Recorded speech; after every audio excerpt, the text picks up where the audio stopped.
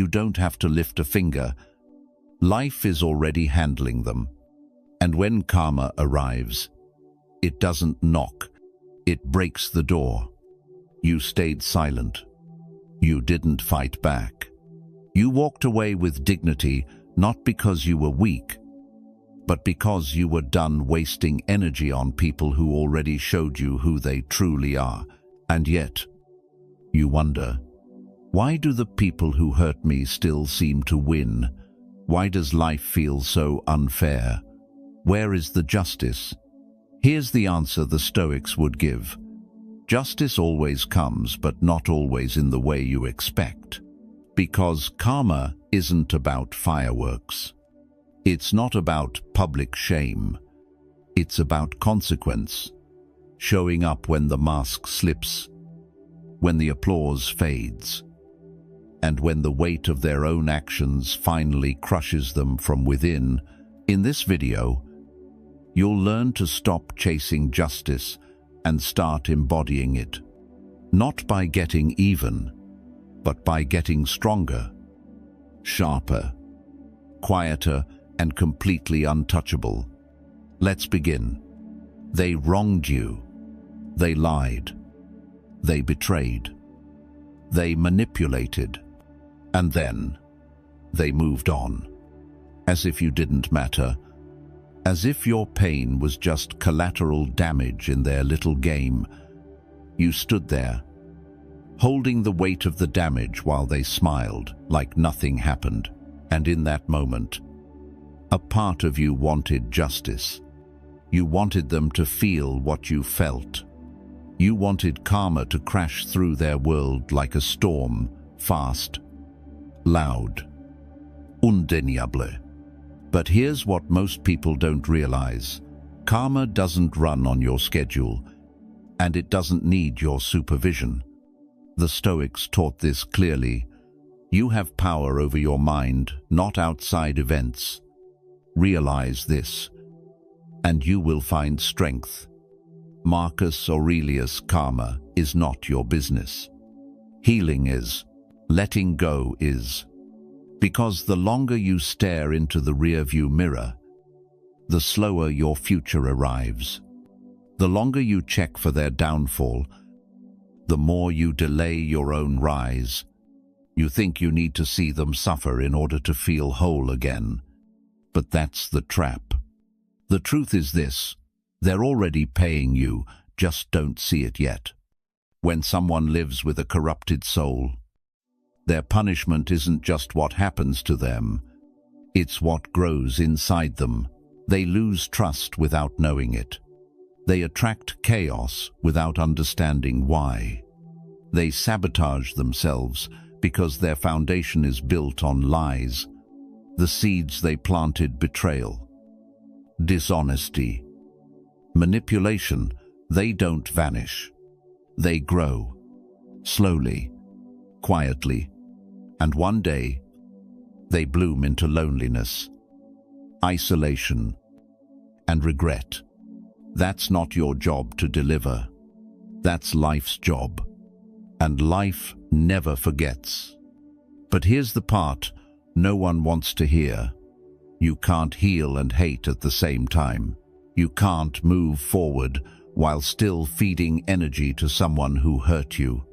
Letting go is not weakness. It's emotional intelligence. It's psychological maturity.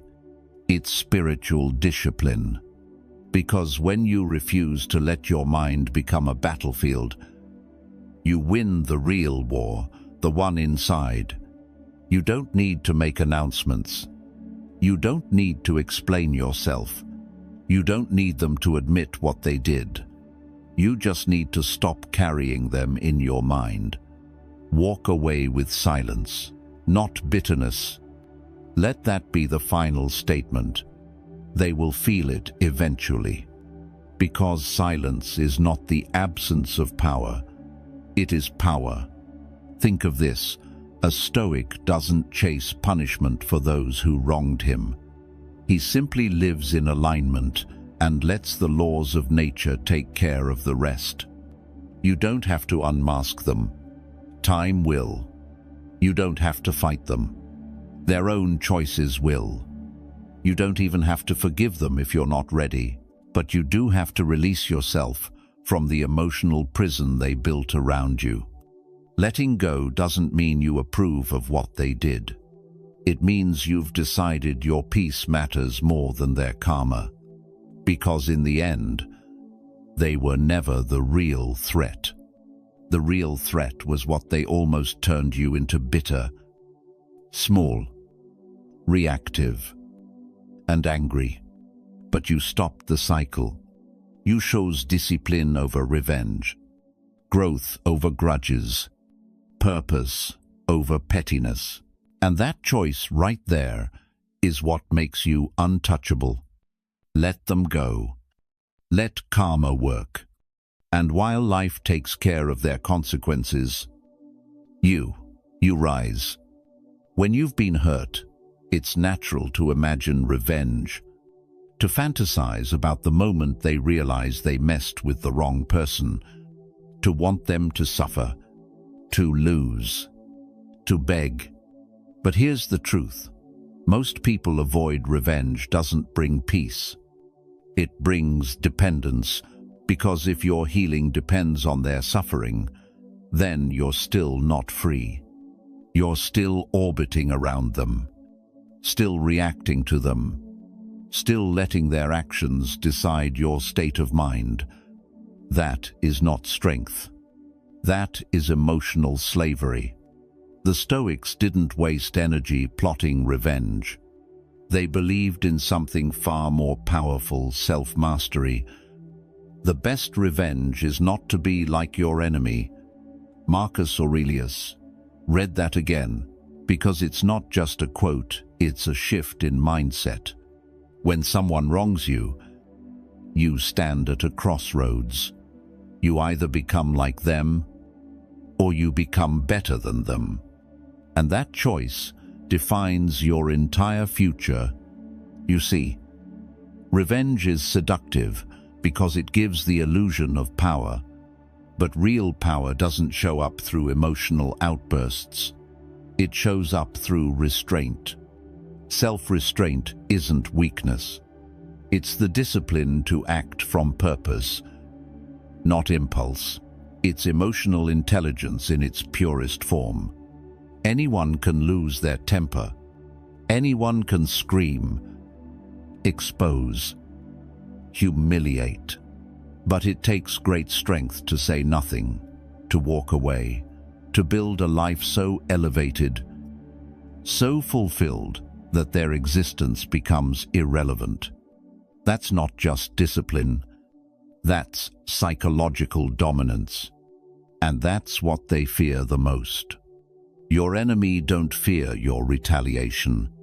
They fear your evolution. They fear you becoming everything they said you couldn't be without needing to lift a single finger against them. Let them stay petty. Let them gossip. Let them try to ruin your name behind closed doors. Meanwhile, you're mastering your mind. You're building your legacy.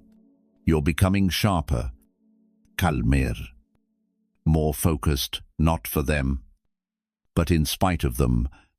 That's Stoic revenge, if you want to call it that. Not to destroy them, but to outgrow them. Because nothing breaks the ego of the manipulator more than this: you no longer care. You no longer respond. You no longer chase closure. You no longer participate in their drama. That silence, that stillness, that unbothered presence, that's what makes them unravel. Because when you stop reacting, they lose control. When you stop playing their game, the game collapses. So don't waste your strength chasing revenge. Reinvest it into your habits. Reinvest it into your routine. Reinvest it into your mindset. Channel the fire into your focus. Let the betrayal fuel your ambition. Let the wound become your teacher, not your weapon. Discipline is the shield. Clarity is the sword. Peace is the battlefield, and in that arena, you win by not fighting. Let them drown in their own chaos. You stay disciplined. You stay quiet. You stay rising. People think they've gotten away with it. They smile in public. They post as if nothing happened. They walk around like they didn't leave a scar behind. But here's what they don't know. The universe keeps receipts. Every lie they told, every time they made you question your worth, every subtle manipulation, every calculated betrayal. It's all recorded, not on paper, but in consequence. Life isn't sentimental. It's systematic. It balances energy, whether you're watching or not. But here's the part people forget, including you. So should you. You need to keep receipts too, not for revenge, not for bitterness, but for clarity. You keep receipts to remind yourself of who someone really was when you needed them most. You keep receipts to prevent yourself from rewriting history out of nostalgia or weakness. Because people have a habit of coming back, not because they've changed, but because you have. And if you don't remember what they did to your peace, your trust, your self-worth, you'll reopen the door they were once thrown out of, and this time, they'll do worse.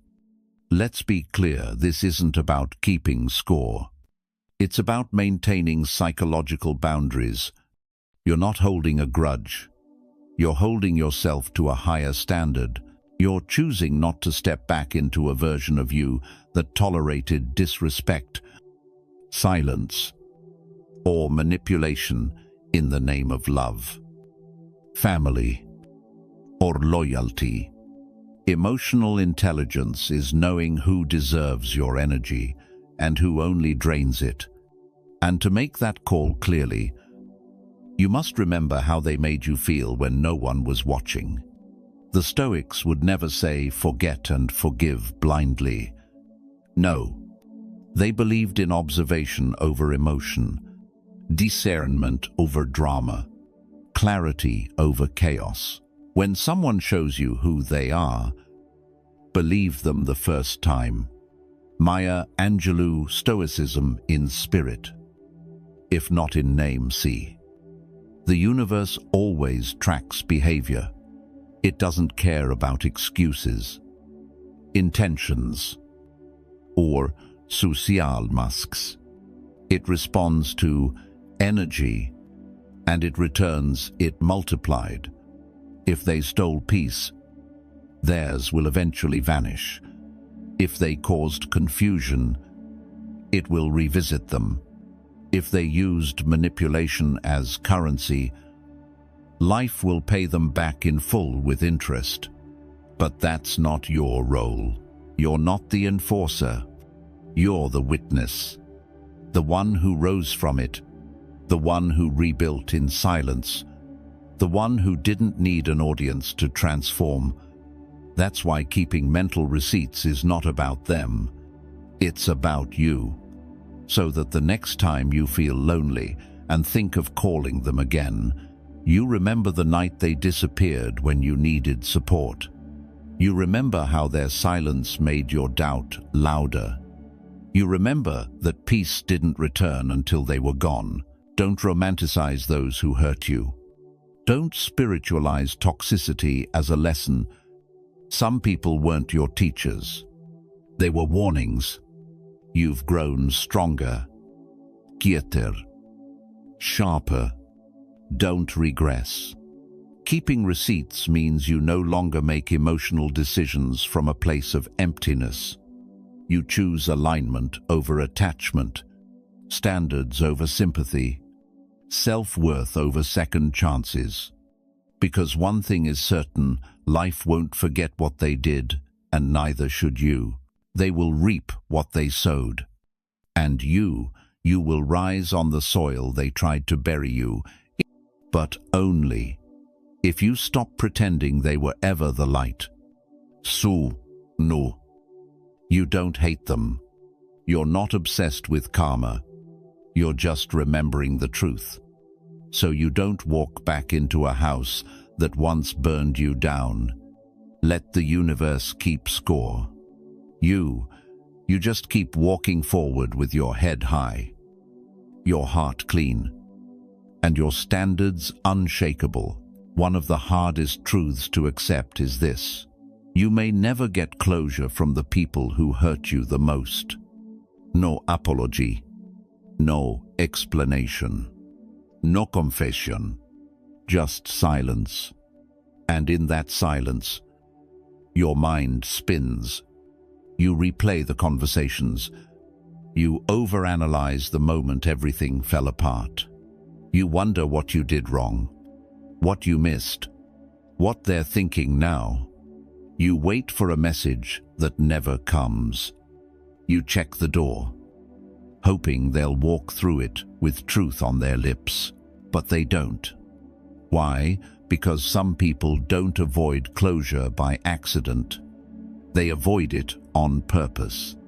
Because giving you closure would mean taking accountability, and that requires courage, something they never had. So what do? You stop chasing closure. You start creating distance.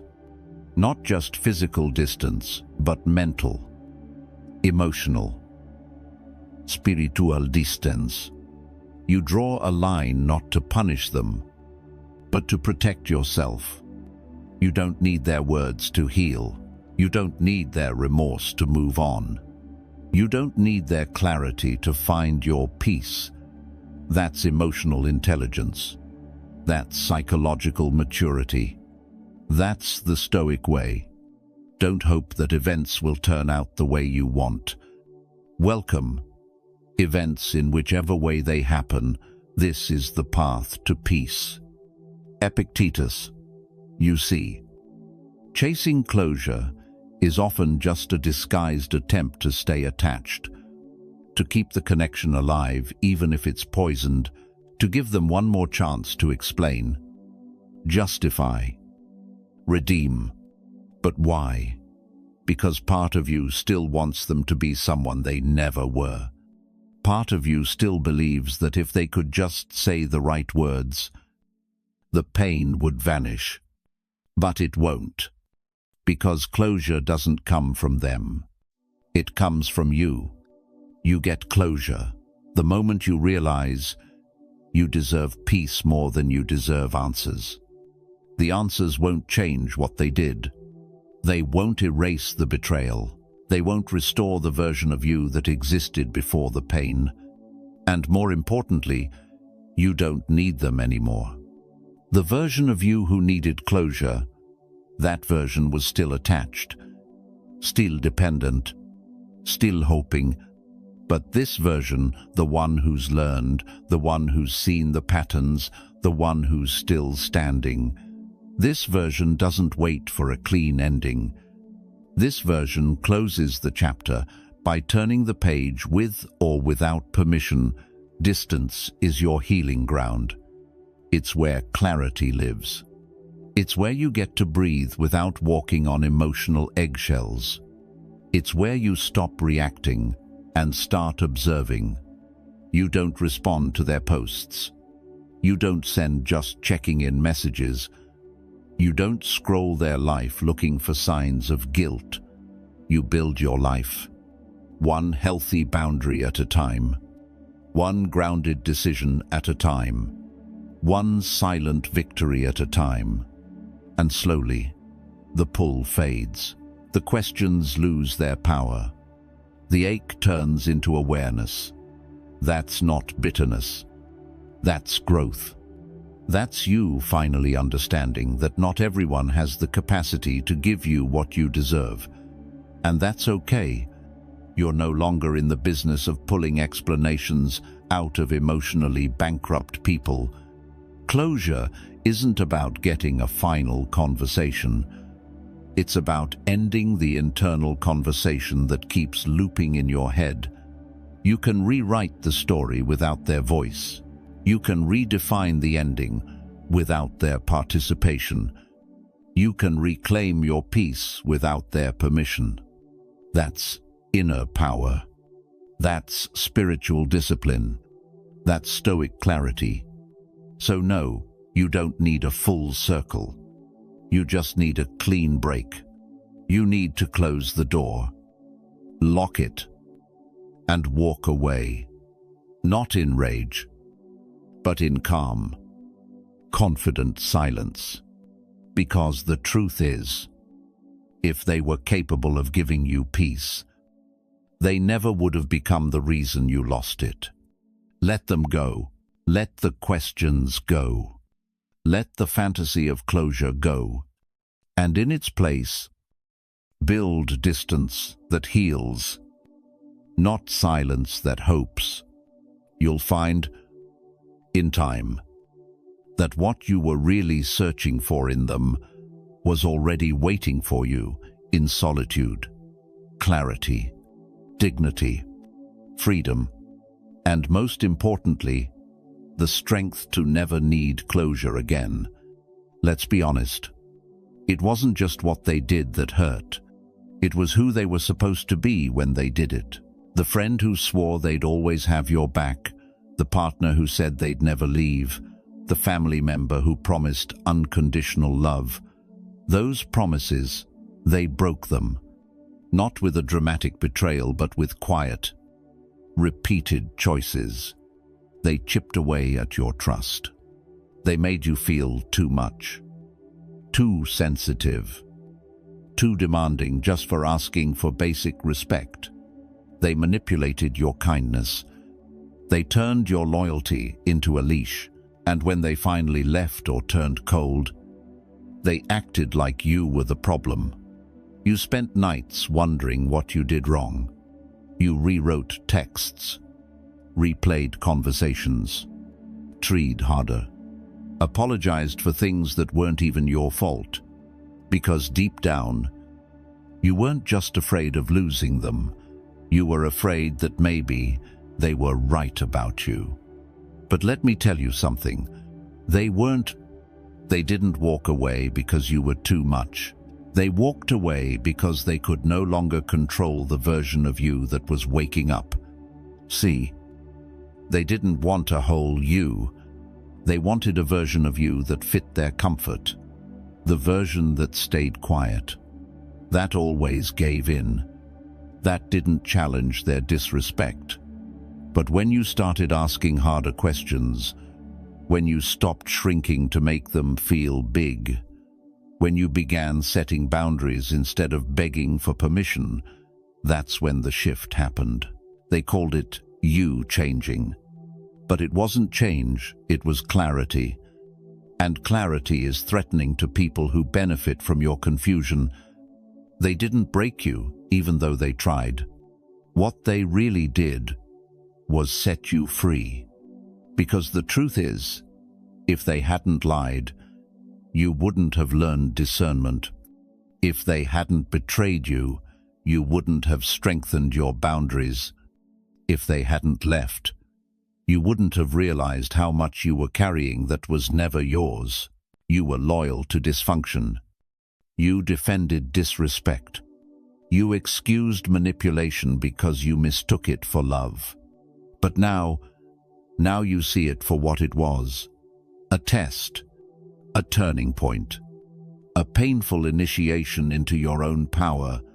Stoicism teaches us not to see misfortune as tragedy, but as fuel. Just as nature takes every obstacle, every impediment, and works around it, so too, a rational being turns each setback into raw material and uses it to achieve its goal. Marcus Aurelius, what they did to you, that was raw material. They thought they were burying you, but they were actually planting you. You didn't just survive. You awakened. And awakening always begins in discomfort. Let's flip the script. You didn't lose them. You lost your tolerance for being mistreated. You didn't get abandoned. You got redirected to your real alignment. You didn't become cold. You became discerning. You stopped explaining your worth. You stopped entertaining people who mistake access for entitlement. You stopped bleeding for people who wouldn't give you a drop when you were empty. And that is freedom, not the loud, dramatic kind, but the silent kind, the kind that lets you sleep without overthinking, the kind that makes you smile without needing validation, the kind that lets you walk away, not out of anger, but out of self-respect. They tried to break you, but they broke their mask instead. And when that mask fell, it revealed everything you refused to see before.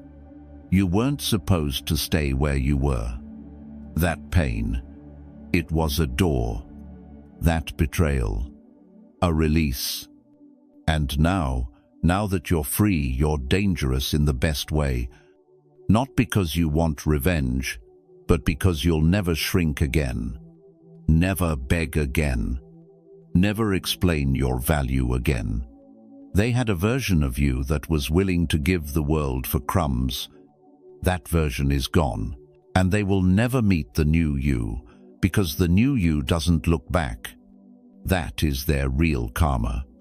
Not that you hate them, but that you outgrew them, and you're too far ahead now for them to ever catch up.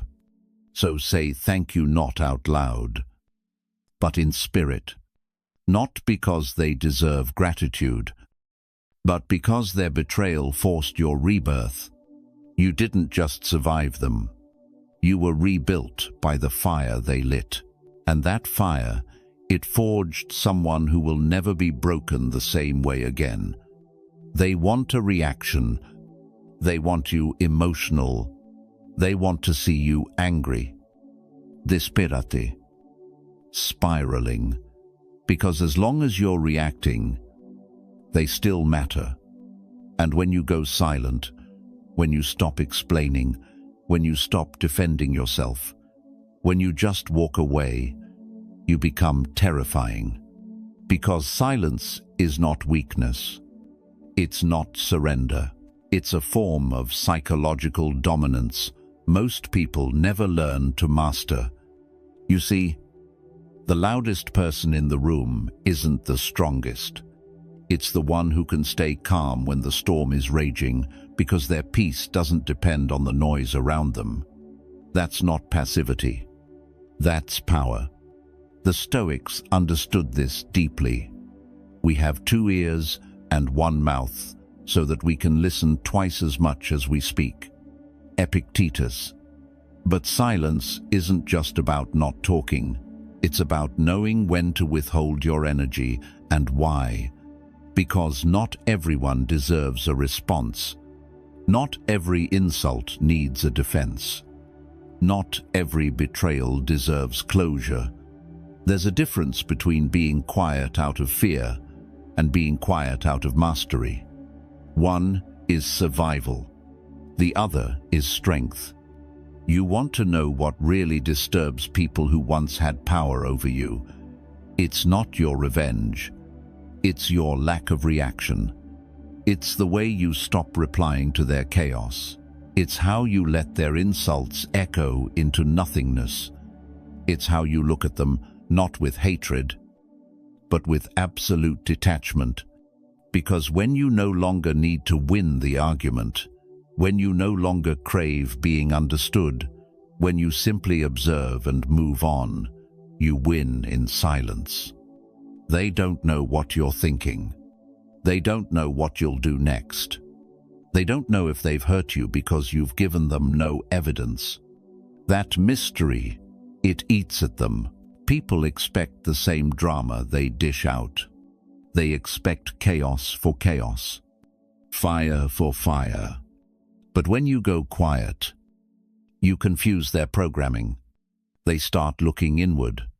And that's where the real punishment begins. Because now, they're forced to deal with their own reflection, with no distraction, no victim to blame, no reaction to manipulate. That's Stoic revenge. letting people sit alone with the consequences of who they are, not with rage, not with bitterness, but with silence colder than any scream could ever be. Silence doesn't mean nothing is happening. It means everything is happening internally. It means you're processing, healing, observing, sharpening your awareness, elevating beyond what they ever thought you were capable of. Your silence becomes your statement. Your absence becomes your boundary. Your detachment becomes your final answer. And here's what makes that so powerful. They can't argue with what you don't say. They can't twist what you don't explain.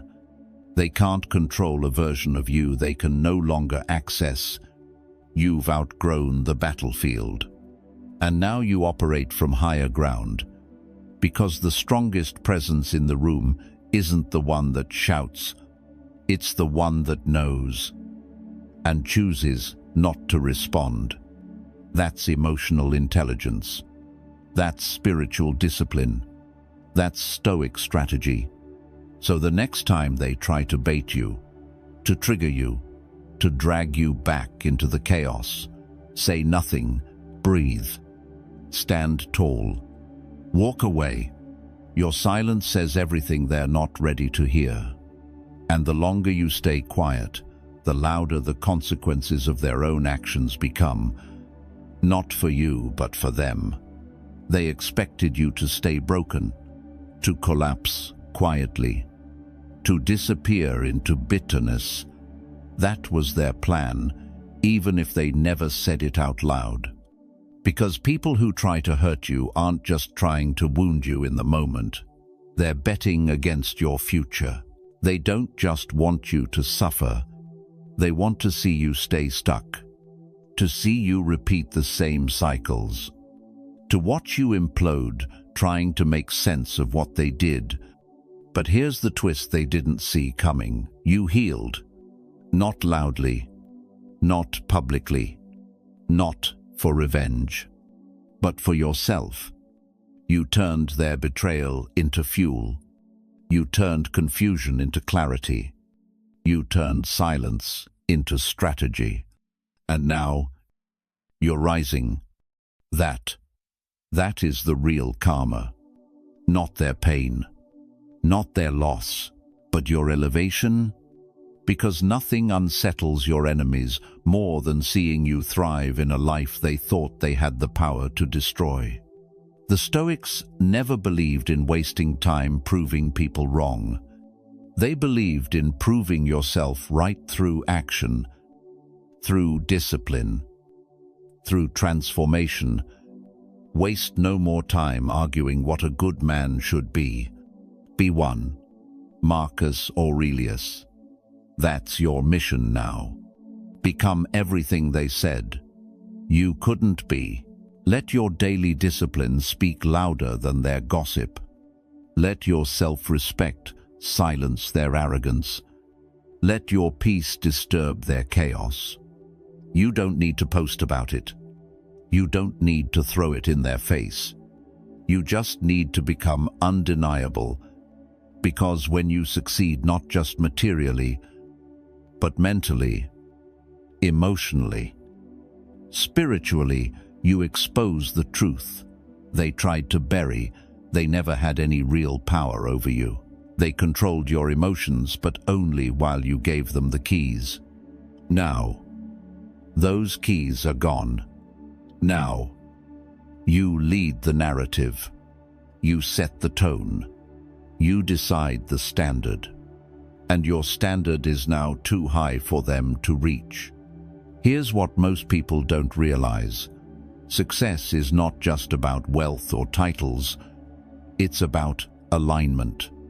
It's about waking up with clarity, going to bed with peace, and spending every moment building a life that feels like freedom on the inside. It's about no longer explaining yourself, no longer begging to be understood, no longer waiting for people to recognize your value. You know who you are. You know what you're building. And you know why their chaos no longer belongs in your story. That's high-performance mindset. That's spiritual discipline. That's what makes your success sacred. Because it's not just success, it's redemption without revenge. It's justice without bitterness. It's power without pettiness. And here's the truth. The people who once doubted you, they'll notice. Even if they pretend they don't. They'll hear about it. They'll see it in your silence, in your glow, in your absence. And while they're stuck watching, you're too busy living, thriving, leading, becoming untouchable. They will remember what they did to you, but more painfully, they will remember who you became in spite of it. And that is the kind of karma no one escapes. Not everyone is meant to go where you're going. And the sooner you accept that, the lighter your path becomes. It's not personal. It's energetic. It's spiritual. It's necessary. Some people were chapters, not the whole book. Some were lessons, not lifelines. Some were placed in your life to awaken something in you, not to stay forever. But the problem is, we resist. We hold on. We confuse history with destiny. We mistake attachment for alignment, and we pay the price in peace, in purpose, in momentum. The Stoics taught that freedom is not found in addition, but in subtraction. To become truly strong, you must learn to let go of what no longer serves your growth. If you wish to improve, be content to be thought foolish and stupid. Epictetus. Let that sink in. Because sometimes the decision to walk away from familiar people, toxic, limiting, draining people will make you look cold, arrogant, heartless. Let them think that. They're not supposed to understand your growth. They were the weight holding you down. Your elevation required their exit. The version of you that tolerated their drama, their inconsistency, their emotional immaturity, that version had to die. And with it, the relationships that only recognized that version. They weren't removed from your life because you didn't care. They were removed because you finally did. You stopped apologizing for your boundaries. You stopped justifying your peace. You stopped waiting for them to change. Explain. Evolve. And in doing so, you changed. You evolved. You elevated. That's not betrayal. That's alignment. Because some people are only compatible with your wounded self. Once you begin to heal, to build, to rise, the connection breaks, not because you're cruel, but because you're no longer bleeding in the same places. And let's be brutally honest here. If they respected your value, they wouldn't have pushed you to this point. If they truly belonged in your future, they wouldn't have been so comfortable disrespecting you in the present. This is where emotional intelligence becomes essential. Knowing when to stop fixing, when to stop hoping, when to stop shrinking just to keep someone close. Because the truth is, not everyone is afraid of losing you. Some people are only afraid of losing access to the version of you they could control. But once you start honoring your energy, protecting your peace, and enforcing your standards, you become unrecognizable to those who only knew the unhealed you. That's when the separation happens. And that separation, it stings, but it saves you. It feels like death, but it's the beginning of life. You can't climb while dragging anchors. You can't evolve while staying emotionally entangled with chaos. You can't walk in purpose while babysitting dysfunction.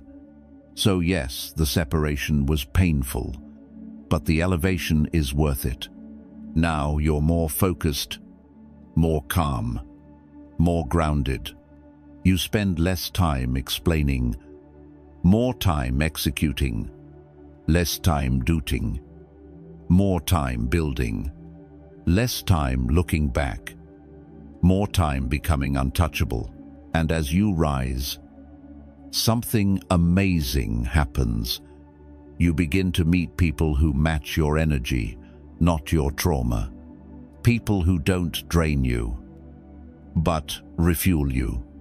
Who don't question your worth, but mirror it. But they only arrive once. The wrong ones are removed. So don't mourn the loss of those who couldn't handle your growth. Celebrate the fact that you finally outgrew the environments trying to keep you small. Because here's the truth. Elevation isn't about going higher than others. It's about going deeper into who you were always meant to be. And you can't do that while staying loyal to your own limitations or to those who represent them. Let them go. Let the memories fade. Let the silence speak. You're not abandoning anyone. You're just answering the call to your higher self. This is what the Stoics meant by freedom. Not detachment from love, but detachment from illusion.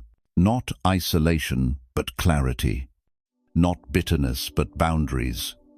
And now, you rise without them, not because they were evil, but because they were no longer necessary.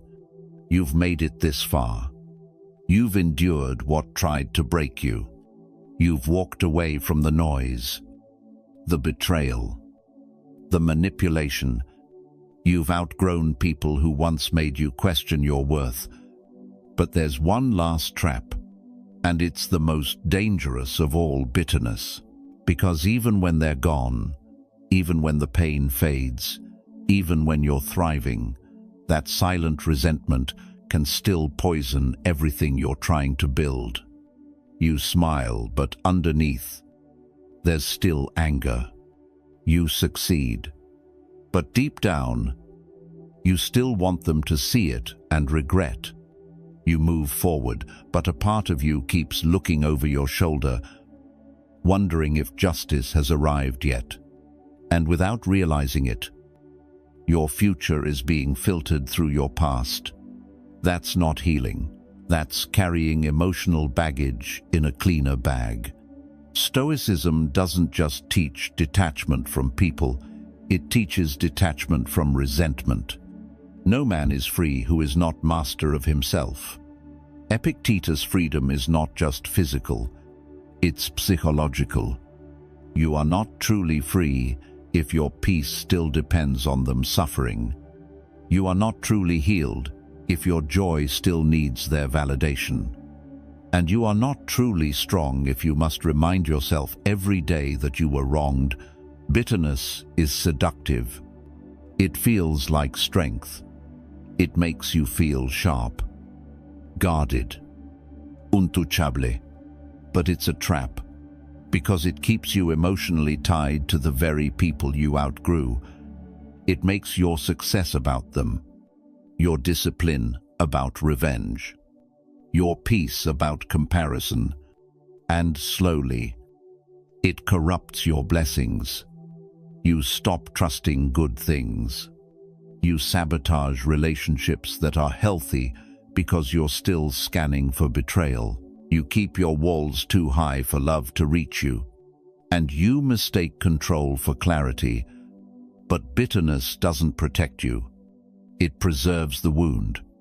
You survived the impact, but bitterness makes you relive the accident every day. That's not power. That's prison. So how do you break free? You start by understanding this. You don't forgive them for their sake. You forgive to release yourself. Forgiveness doesn't mean reconciliation. It doesn't mean they were right. It doesn't mean you let them back in. It simply means, I no longer carry the weight of your actions. I choose peace over poison, because your blessings, your clarity, your success, your growth are sacred. Don't contaminate them with old narratives.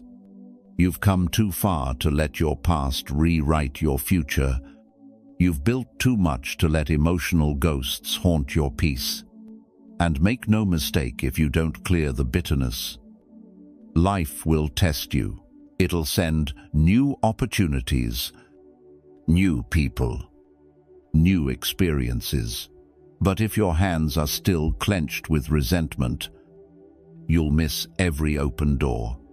You'll ruin what you prayed for, not because you're unworthy, but because you never learned how to receive without suspicion. Let it go, not because they deserve peace, but because you do. Your energy is too expensive to waste on people who are no longer in your life.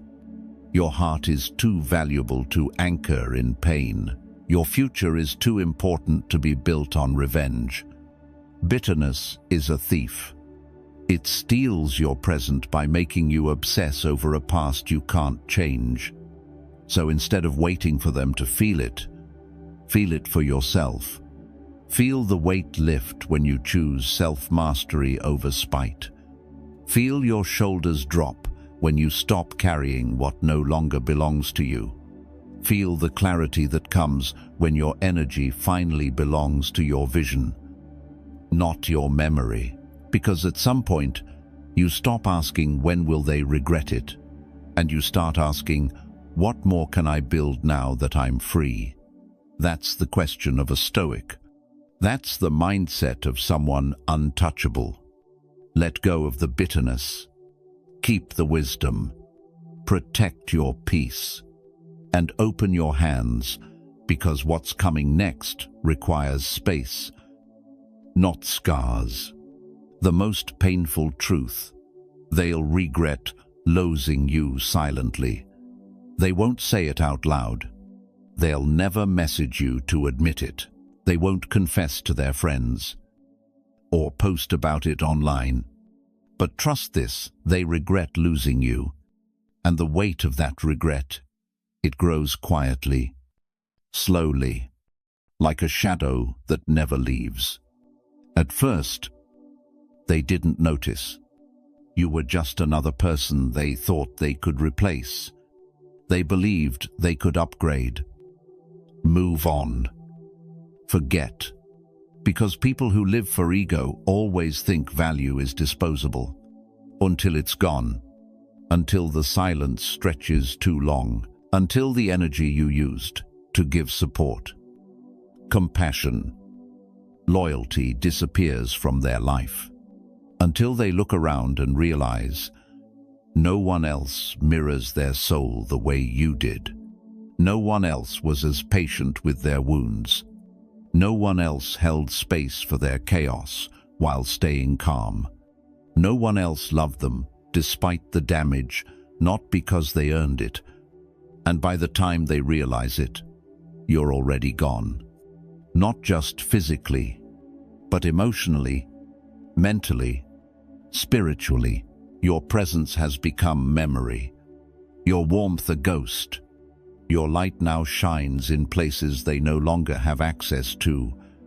And that is the most painful kind of karma. To lose someone who would have stayed forever if they had simply valued you. The Stoics didn't believe in revenge. They believed in self-restraint, in letting people live with the outcomes they created. How much time he gains, who does not look to see what his neighbor says or does or thinks, but only at what he does himself. Marcus Aurelius. You don't need to make them regret. Life already did that for you. Every time they see someone who reminds them of you, every time they need comfort and reach for someone who can't understand them, every time they feel isolated in a room full of people, they remember you. But they won't say it. Because regret is a quiet punishment. It eats from the inside. And while they carry that silent weight, you're too far ahead to even notice.